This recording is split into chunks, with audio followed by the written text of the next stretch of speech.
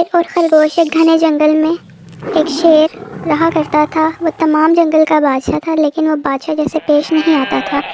ہر دن بے رحمی سے جنگل کے جانوروں کو کھا جایا کرتا تھا۔ شیر کے خوف سے جنگل کے جانور چھپ جایا کرتے تھے اور خود اپنی بھوک اور پیاس کو مار کر سخت مشکلات سے دوچار ہونے لگے تھے۔ اس طرح کچھ دن بعد جنگل کے تمام جانور ایک مقام پر جمع ہوئے اور شیر کے شر سے محفوظ رہنے کے لیے سب مل کر مشورے کرنے لگے۔ سب نے اپنی اپنی بات رکھی اور آخر میں گدڑ نے کہا، میرا خیال ہے ہم روز شیر کے ہاتھوں مرنے کے بجائے ہم خود ایک بار شیر کے پاس چلے جائیں۔ اس طرح روزانہ شیر کسی ایک کو کھائے گا اور ہم اپنی اپنی باری سے چلے جائیں گے اور بلا خوف اور ڈر سکون سے زندگی گزاریں گے۔ گدڑ کے مشورے پہ تمام جانور عزممند ہو گئے۔ ایک بندر نے کہا، ٹھیک ہے، تمہاری بات بالکل درست ہے۔ موت کا خوف کرنے کی بجائے اپنی باری آنے تک ہم اطمینان و سکون کی زندگی گزار سکیں گے۔ جانوروں کی بات چیت مکمل ہونے کے بعد خود گدڑ نے شیر کے پاس جا کر یہ ساری بات بتائی۔ گدڑ کی بات سننے کے بعد شیر نے کہا، میں بادشاہ ہوں اس لیے تم سب کی بات مان رہا ہوں، لیکن ایک بات غور سے سن لو، اگر کسی دن مجھے جانور ملنے میں تاخیر ہو جائے تو خاموش دوبارہ تم سب پر حملہ کرنا شروع کروں گا۔ شیر نے بڑے غصے سے یہ سب کہا۔ شیر کی بات سن کر گدڑ نے سر ہلاتے ہوئے حامی بھر دی اور وہاں سے چلا گیا۔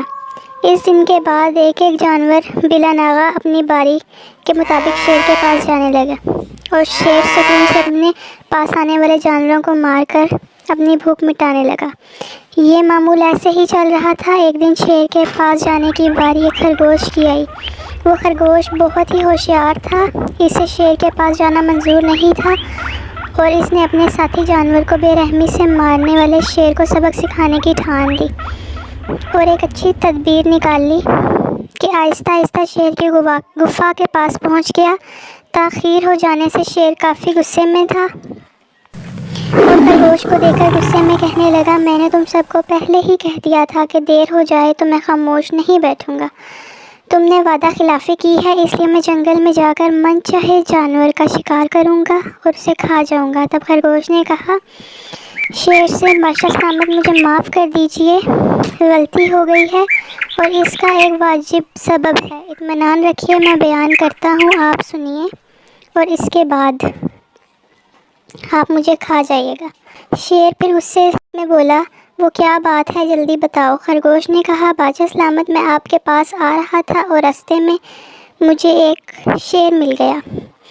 وہ مجھے مارنے کے لیے آگے بڑھنے لگا۔ میں نے آپ کی بہادری کی بات کی اس شیر کے سامنے رکھی، لیکن وہ شیر آپ کے بارے میں بہت برا بھلا کہنے لگا۔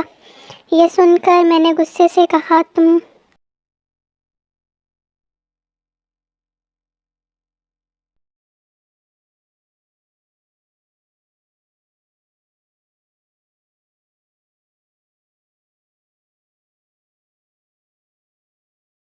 ایسی باتیں مت کہو۔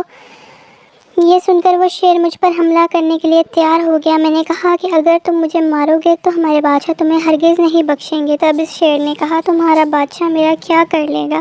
میں نے کئی ہاتھیوں کو اپنے پنجے سے مار گرایا ہے، تمہارا بادشاہ ہو یا کوئی اور میرے ہاتھوں نہیں بچ سکتا اور میرے سامنے کوئی ٹک نہیں سکتا، میں اسے ختم کر دوں گا۔ یہ سب بدتمیزی کرنے لگا۔ میں نے اس شیر سے کہا، تم ہمارے بادشاہ سے آ کر بات کرو۔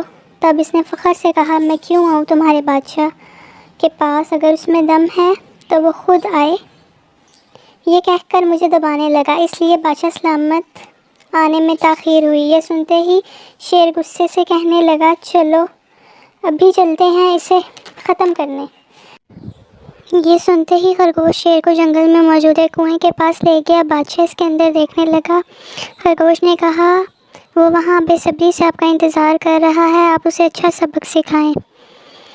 شیر زور زور سے دھاڑنے لگا، دوسری جانب سے بھی دوسرا شیر دھاڑتا ہوا محسوس ہونے لگا۔ تب خرگوش نے کہا، دیکھیں اسے کتنا فخر ہے، آپ کو نیچا دکھا رہا ہے۔ یہ کہہ کر وہ شیر کو جوش دلانے لگا اور شیر نے بنا سوچے سمجھے کنویں میں چھلانگ لگا دی۔ کنویں میں کوئی نہیں تھا۔ شیر پانی میں ہاتھ پیر مارتا رہا، کنویں سے نہ نکل سکا اور اس نے کنویں میں ہی دم توڑ دیا۔ خرگوش نے اپنی عقل مندی سے نہ صرف اپنی حفاظت کی بلکہ تمام جانوروں کو شیر سے نجات دلائی۔